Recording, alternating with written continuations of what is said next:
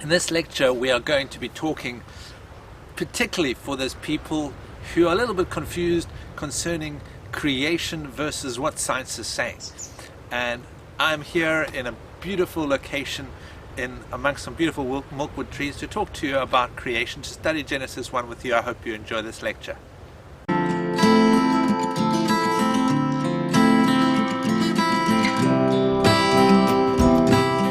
Genesis 1 verse 1.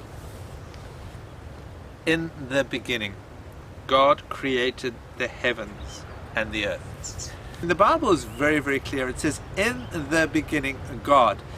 The Bible doesn't put any need whatsoever to explain God. God doesn't need to be explained. God was in the beginning, before the beginning, and He made the beginning, and He created the heavens and the earth. That is what the Bible is saying. Now you might be saying, well, I'm not that kind of person, you know, I'm a scientific person and science has proven to us the Big Bang. So let's just sit down and think a little bit about the Big Bang together and exactly what scientists are saying.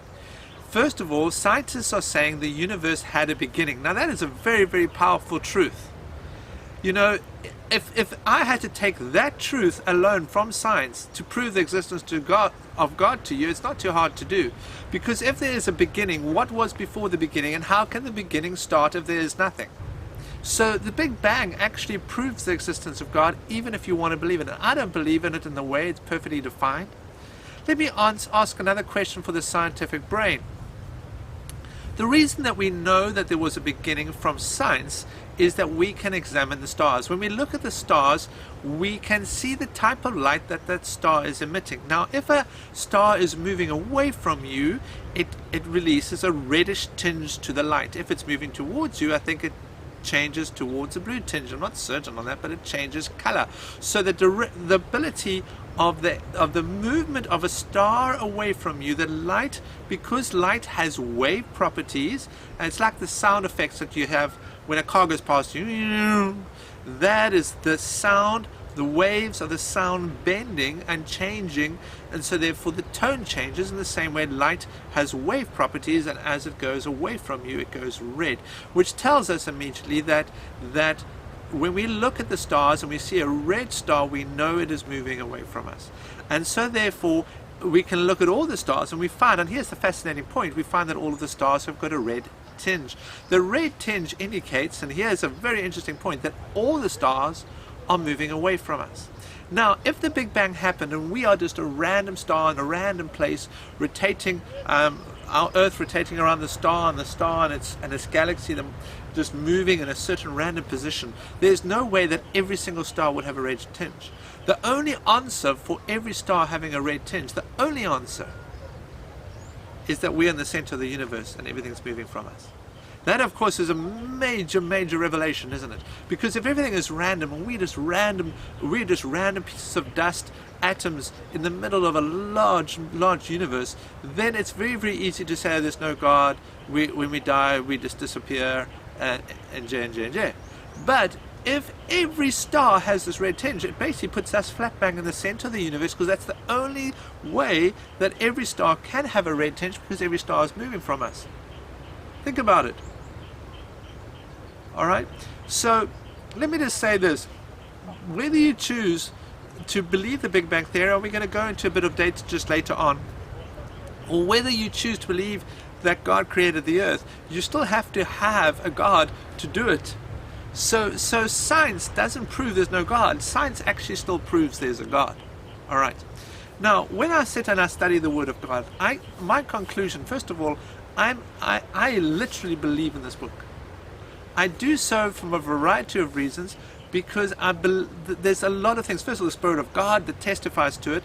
There's obviously an element of faith. The Bible says in Hebrews 11, by faith we believe that God created the heavens and the earth. So there's an element of faith that comes in when we talk about creation. Yes, you have to believe that God has done it. You know, there is something about the human nature, and you have to get this, that we are unable to go into the past to examine the past. We have not invented time machines. I want to come back to that many, many times. And so the questions and the points I want to point to you today is science accurate when it starts to talk about the past. All right? Remember, I'm going to come to those Bible verses because that's my pattern, but this is just for those people who are really just after the facts and want to sit and think a little bit about science before they study the Word of God. So, the question here is science accurate in the past? That is the question I want to put to you. Almost science has done so much for the world. Let's be honest, it's done a lot for the world. But most of what it does for the world is when we study things in the present.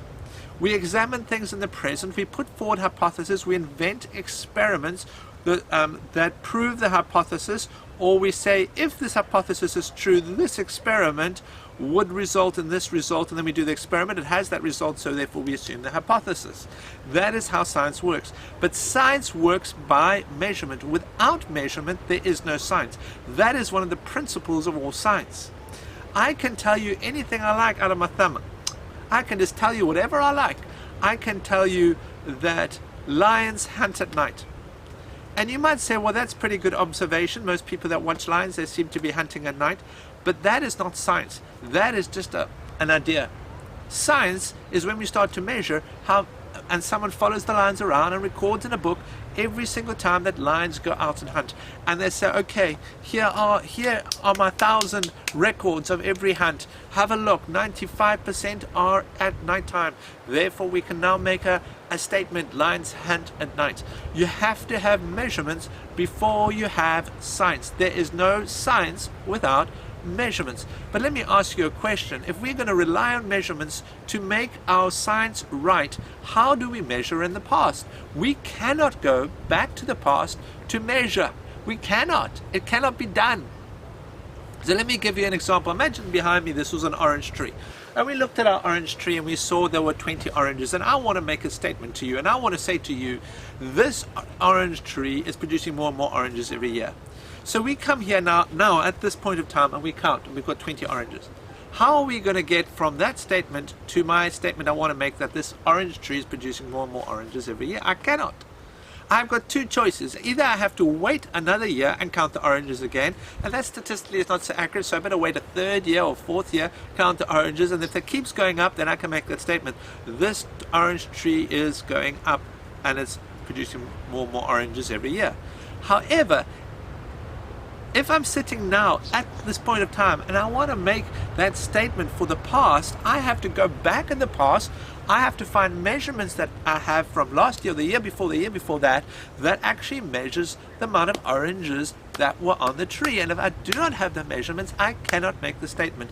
And therefore, the science any science that deals with the past, because it we cannot measure in the past, is by definition open to debate and most likely faulty. It is made out of hypotheses, observations of the natural world and assumptions, but there's no real measurement, and therefore it's not really science. The fact that the large percentage of the scientific community may think it's true is at large because deep down inside the heart of man is the desire to rebel against God and to believe there is no God. If we can claim there is no God, then we free ourselves morally to do whatever we like. But if there is a God, we are accountable to the one who made us, and if we are, we cannot just do whatever we like. So there's a lot of truth here. People have deep desire inside that, we can prove there's a God just by looking also at the human nature, how quickly we argue about being right and being wrong. Animals don't argue about being right and being wrong. Human beings do. And they devote themselves to it. For hours and hours we argue with each other. I'm right. No, he says he's right.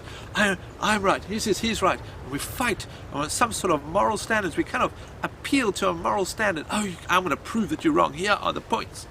And we appeal to some sort of moral standard. How can we even start to do that if we're just a bunch of atoms hurtling through space? How can we shouldn't be arguing.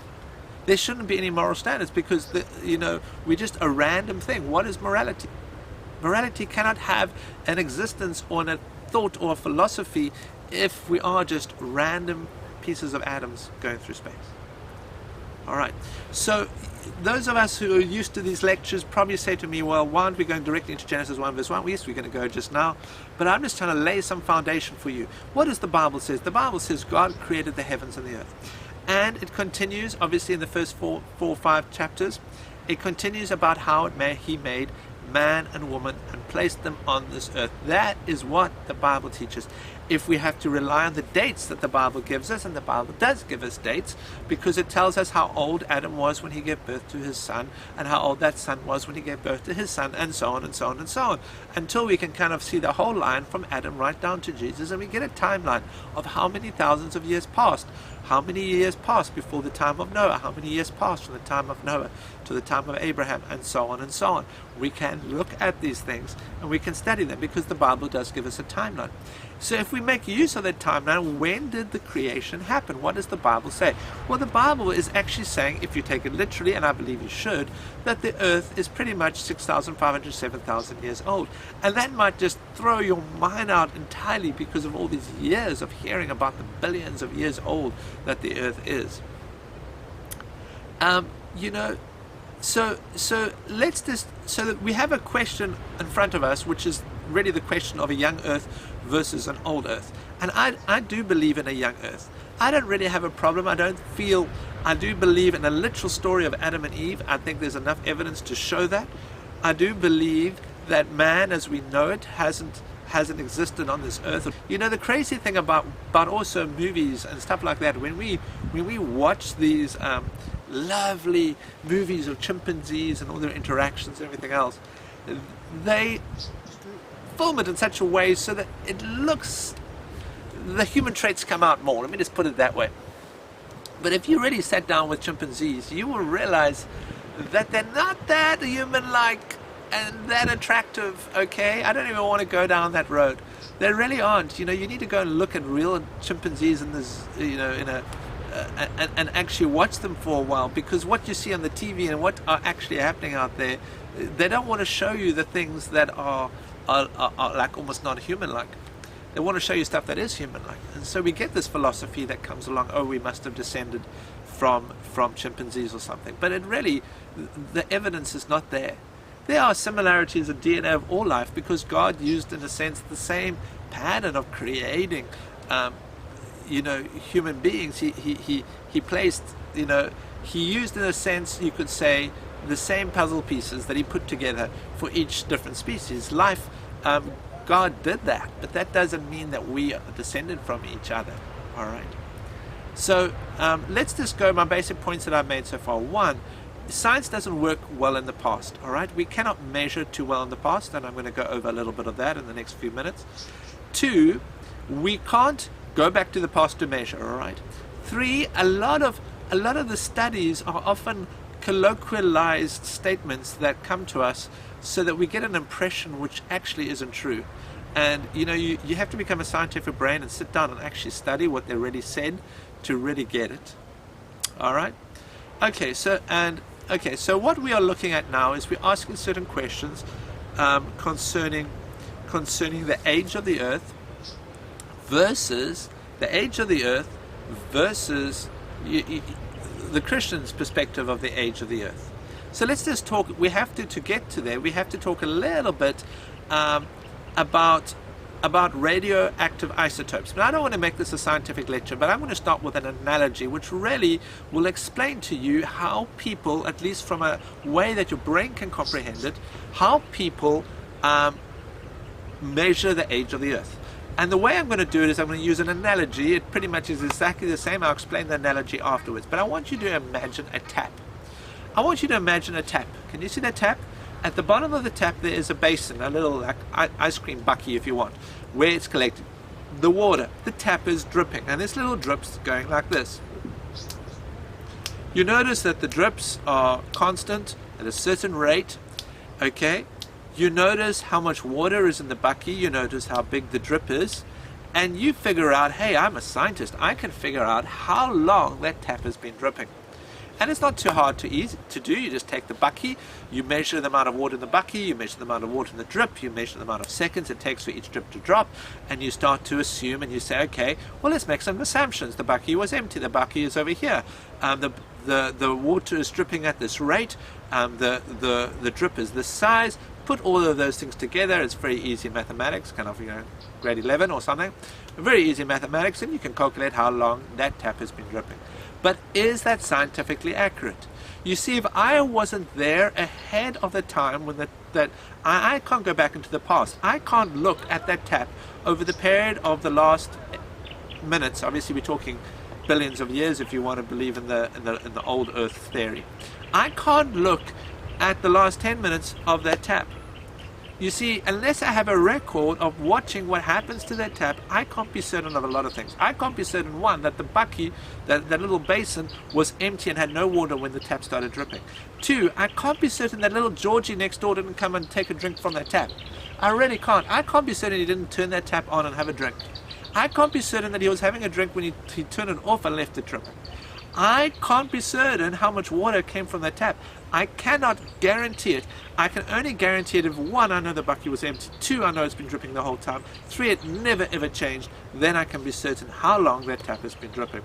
Now that is the analogy for understanding aging of the earth. You see, we make use of that drip refers to something called radioactive isotopes, little radioactive pieces of material that changes form over time.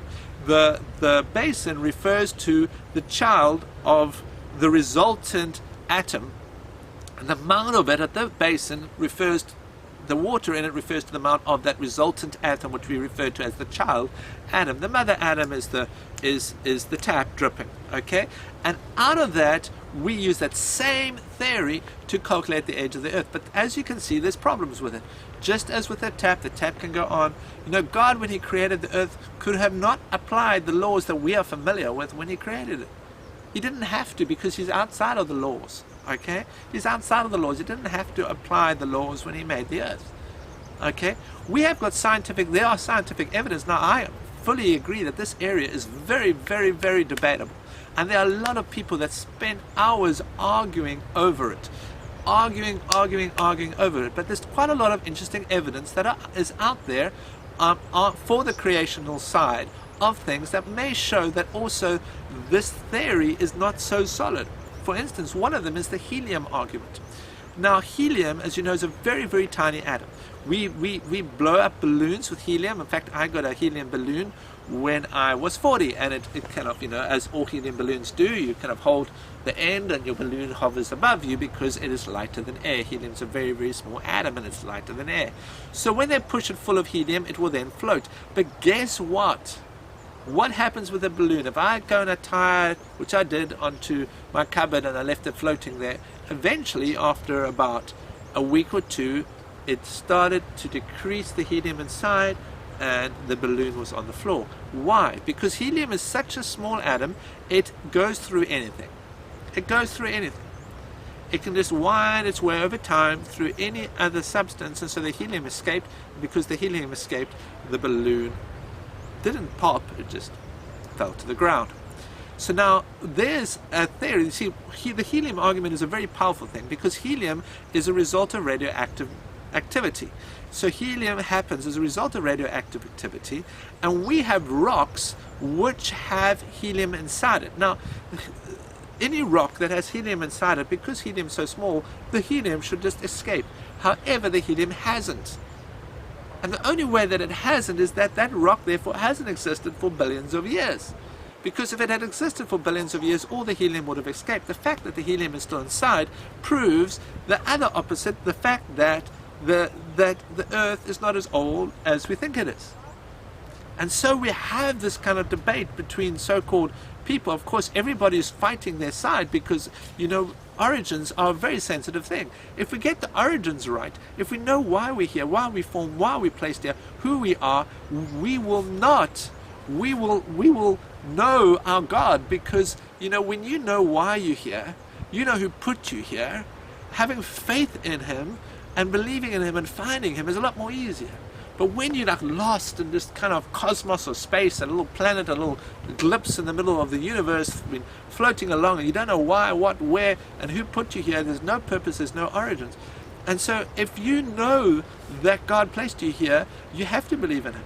If you can prove that he placed you here, you have to believe him. So therefore, origins are and remain a very complicated thing between scientists and Christians. But what I'm trying to say to you is that there is enough science to show that you cannot accurately date the earth as they claim. Okay? There's enough reasons why God could have made this earth 8,000, 7,000 years ago and placed Adam and Eve on this earth, and science still actually fits in with it because you can't measure science 7,000 years ago. All right?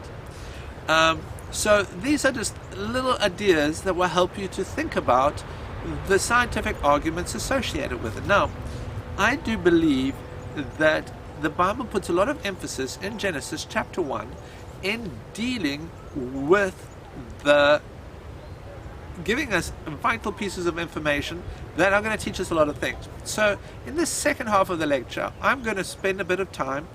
Let me just give you one more idea before I finish off this first half. I want to give you another thing that evolution really struggles with. Evolution is a complicated theory. There's actually two little things that are very fascinating. I'm just going to throw them out there. One thing that shows evolution is faulty is the fact that human beings suffer when giving birth. Woman, you go through pain when you give birth to your child. That is a big thing. Go out there and look at all the other animals. Look at the giraffe. Go and look at the wildebeest when they give birth. There's no pain. That giraffe is just eating the tree there, munch, and plop, there's a baby giraffe.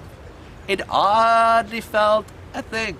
The baby giraffe just popped out. And guess what with that baby giraffe? It didn't lie there. It didn't need mommy to hold it. Didn't need mommy to pick it up. That giraffe was on its legs and it was running.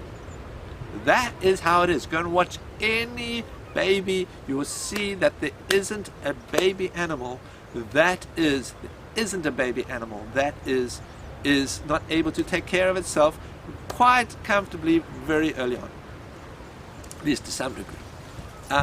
Yet, if we look at human beings, that isn't the case. Now, if we are the superior evolutionized thing, why did we lose that?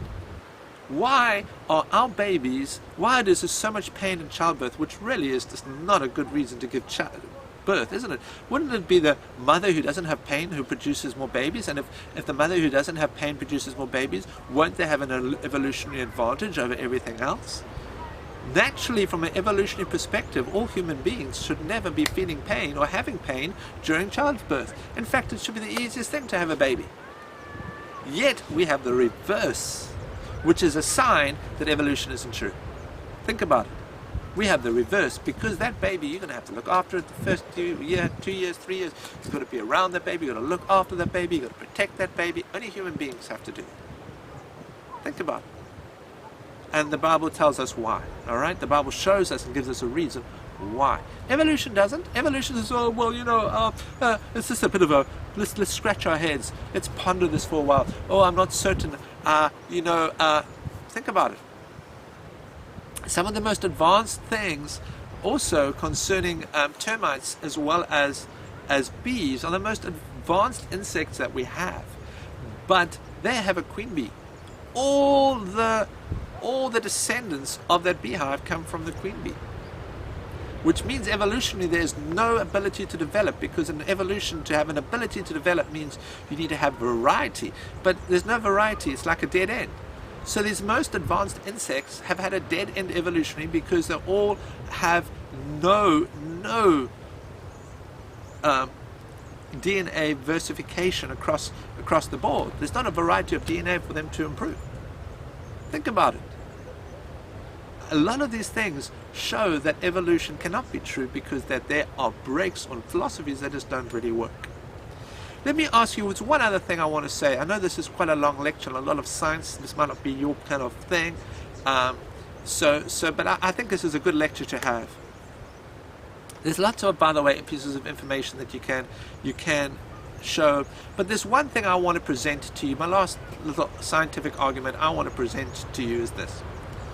Evolution doesn't talk about abiogenesis. In other words, the development of life. Evolution makes the assumption that life exists, and from that life gets more and more evolved, gets more and more intricate, gets more and more bigger and stronger. Let me just make it very, very clear here.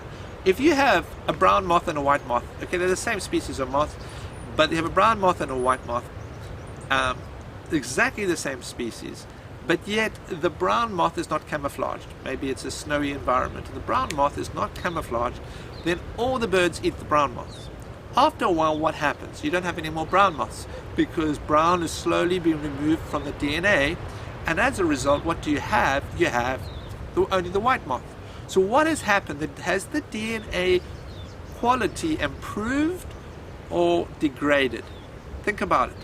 Has it got more DNA as a result of this or less DNA as a result of this?